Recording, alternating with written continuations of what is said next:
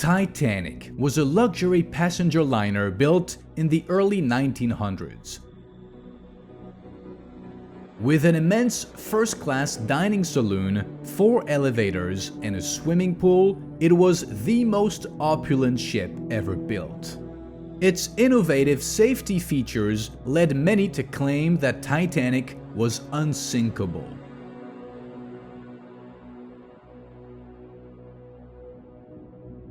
On the night between April the 14th and 15th of 1912, the unsinkable ship sank.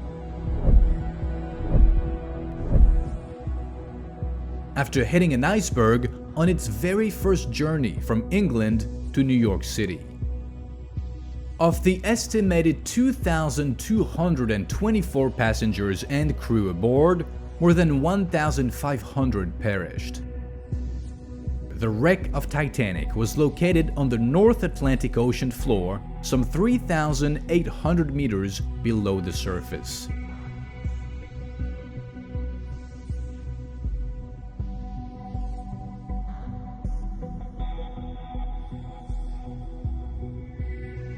One of the most famous tragedies in modern history, it inspired numerous stories, books, and films. Limited tours of the Titanic's wreck had been conducted in Russian Mir-class submersibles in the 1990s. Those visits captured footage of the wreck that was even used in the 1997 epic film Titanic. OceanGate was a company founded in 2009. It operated crewed submersibles for underwater exploration and research. A submersible is basically a small underwater craft used for research and exploration. It requires a support ship or platform from which to launch and return. Submarines, in comparison, are usually much larger and heavier and can travel on their own. The obsession with Titanic had never waned in people's minds. OceanGate CEO Stockton Rush once said in 2016, "If you asked people to name something underwater, it's going to be sharks, whales, Titanic." OceanGate made plans to take tourists to Titanic's wreck on the ocean floor. The company designed and built a submersible for the purpose that it named Titan. Titan was engineered to reach a maximum depth of 4,000 meters, just enough to visit the resting place of Titanic. In 2021, OceanGate began taking tourists to Titanic's wreck on the newly built Titan. The ticket price was $250,000 per passenger. Titan made several visits to Titanic's wreck site in 2021 and 2022. It was going to be its first visit of 2023.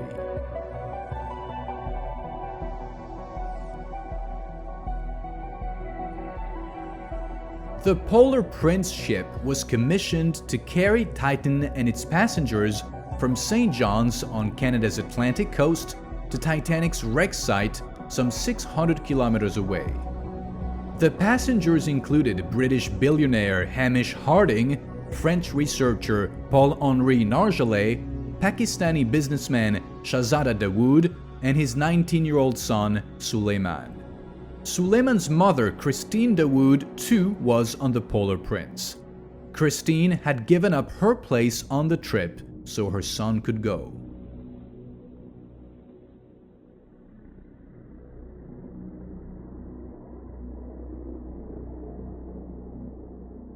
Suleiman was taking his Rubik's Cube on board in a bid to break a Guinness World Record.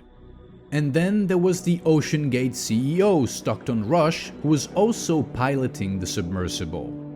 On the morning of June the 16th, 2023, the Polar Prince set sail from St. John's. By June the 18th, 2023, the Polar Prince had arrived at the wreck site. Shortly before descending, Hamish Harding, one of the people on board, posted a series of photos to Instagram saying that he was proud to be part of the expedition.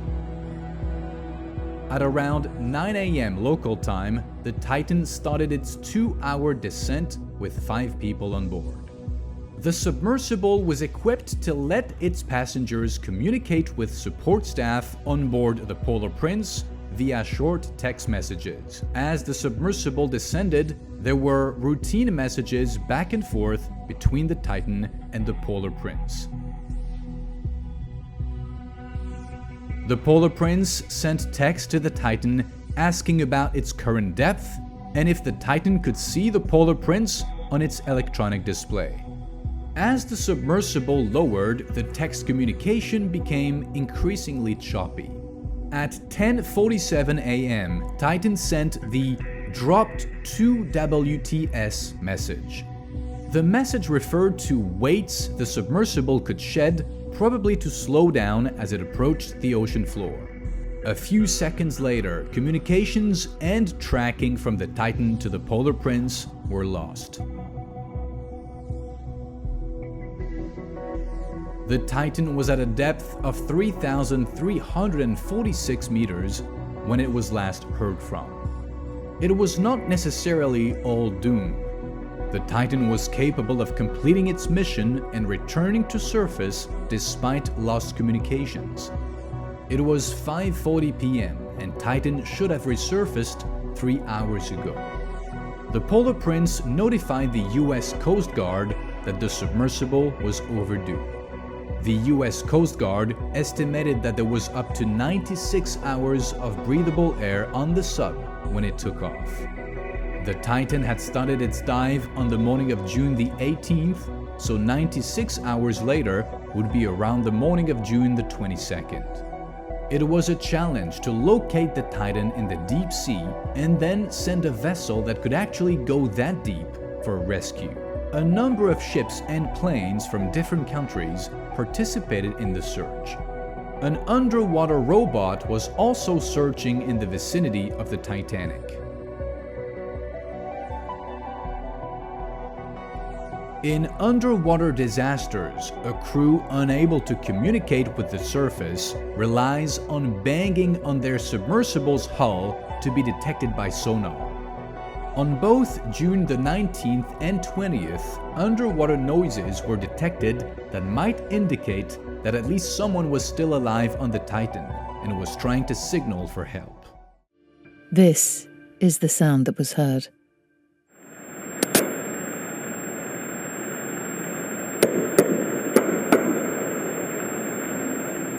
Sounds like it could be somebody knocking. The symmetry between those knockings is very unusual. The reports of noises sparked hope in some that the passengers would be found alive.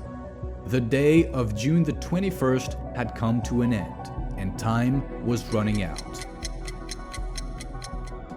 On June the 22nd, a robotic vehicle discovered the tail cone of the Titan embedded on the ocean floor about 500 meters from Titanic.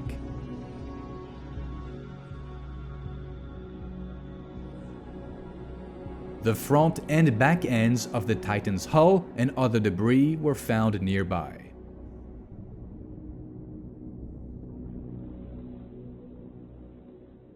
It had become evident that the Titan had suffered some sort of catastrophic collapse, and everyone on board had died.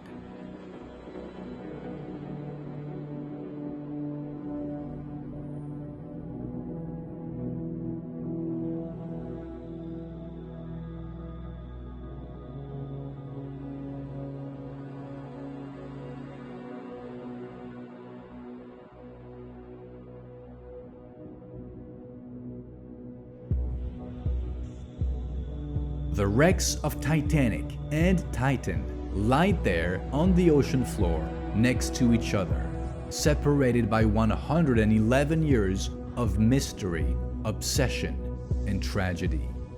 The debris was brought to surface over the next few days. While presumed human remains were located in the debris, there were no bodies to be found. Those on board the sub were instantly obliterated as the submersible imploded. Their bodies turned to sea dust in a fraction of a second. The catastrophic implosion was so sudden that the passengers probably never realized what had happened. The Coast Guard started the highest level of investigation, forming the Marine Board of Investigation. The hearings of the investigation provided some startling revelations. The Titan had suffered more than 100 equipment issues in the 2 years before the catastrophe. It had even lost its forward dome during a test dive in 2021. The submersible had been stored in an outdoor parking lot in temperatures as low as -17 Celsius for several winter months during late 2022 and early 2023. And the Titan hull had never been inspected by an industry organization for compliance with standards, as is the standard procedure. Until the Titan disaster, no one had ever died while riding a submersible into the deep ocean. That's an excellent safety record that stood for nearly a century, despite researchers and explorers making thousands of dives. The design of Titan was different from proven submersible designs. Submersibles must bear crushing pressures of the deep ocean that apply from all sides with equal force. At Titanic's depth, every square inch of a submersible experiences 3 tons of force. A spherical hull distributes the stress evenly, making it the best shape to withstand the extreme compressive force of the deep. Any shape other than a sphere will tend to deform unevenly. Titan's hull was shaped like a cylinder to fit more passengers. The change in hull's shape from a tight sphere to a lengthy cylinder might have contributed to the catastrophic failure. OceanGate created most of Titan's hull from carbon fiber rather than the conventional titanium.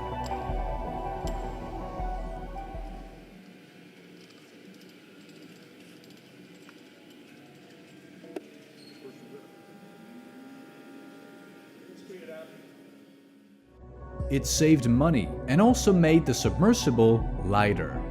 The weight reduction allowed the submersible to carry a bigger payload, which was used to carry 5 people. Titan was lightweight and relatively easy to transport. It required no dedicated mothership, but rather could be towed behind any rented ship on a simple flotation device. But there was one problem with carbon fiber. It was not a proven material to withstand the intense compressive forces of the deep sea. The choice of material might have been a factor in the disaster. Titan's carbon fiber cylinder was attached to titanium hemispheres at both ends, and one of the titanium hemispheres had a viewport made of transparent acrylic. The acrylic viewport was there to give passengers a direct view of Titanic's wreckage. The different materials used to construct the hull created several joints of dissimilar materials that are hard to bond properly. One of those joints might have failed due to uneven stress, causing a fracture. While it's true that OceanGate did extensive development work and testing on the Titan, but all that work was internal to the company.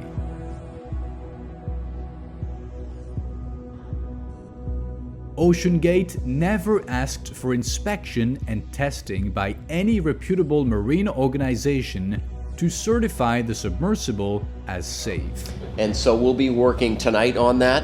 And if anybody'd like to help out, we're going to charge up the platform as well. So we'll do the low pressure air.